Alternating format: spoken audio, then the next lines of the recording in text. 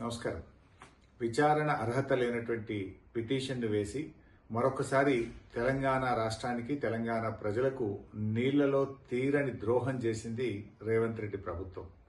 ఈరోజు సుప్రీంకోర్టులో తెలంగాణ ప్రభుత్వం వేసిన పిటిషన్ డిస్మిస్ చేయడము, తెలంగాణ రాష్ట్ర ప్రభుత్వం తిరిగి మేము సూట్ రూపంలో వస్తామని చెప్పడం అంటేనే ఇది ఇవాళ రాష్ట్ర ప్రభుత్వం యొక్క పూర్తి వైఫల్యం. అదేవిధంగా గతంలో మీరు చూసినట్టయితే ఆంధ్రప్రదేశ్ ప్రభుత్వం పాలమూరు ఎత్తిపోతల పథకం మీద ఆంధ్రప్రదేశ్ రైతులతో కేసు వేయించి అందులో ఆంధ్రప్రదేశ్ ప్రభుత్వం ఇంప్లీడ్ అయి ఆనాడు మన పాలమూరు ఎత్తిపోతల పథకం మీద స్టే తెచ్చింది ఆంధ్రప్రదేశ్ ప్రభుత్వం.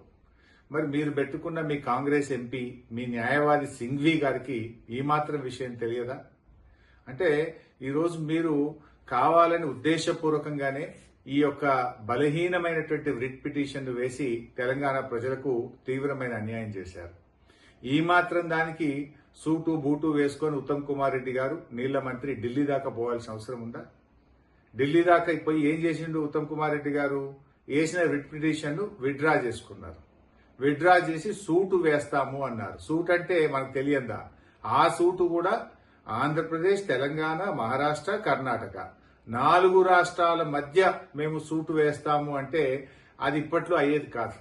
ఇంకా అది సంవత్సరాల తరబడి, దశాబ్దాల తరబడి పెండింగ్ లో పడిపోతుంది. అంటే పరోక్షంగా గోదావరి నల్లమల్ల సాగర్ ప్రాజెక్టుకు మీరు సహకరిస్తా ఉన్నారు. పరోక్షంగా ఇంకా ప్రాజెక్టు మీరు పూర్తి చేసుకోండి అని చెప్పి తెలంగాణ ప్రభుత్వం ఈరోజు సహకరించినటువంటి విషయం చాలా స్పష్టంగా అర్థమవుతా ఉంది.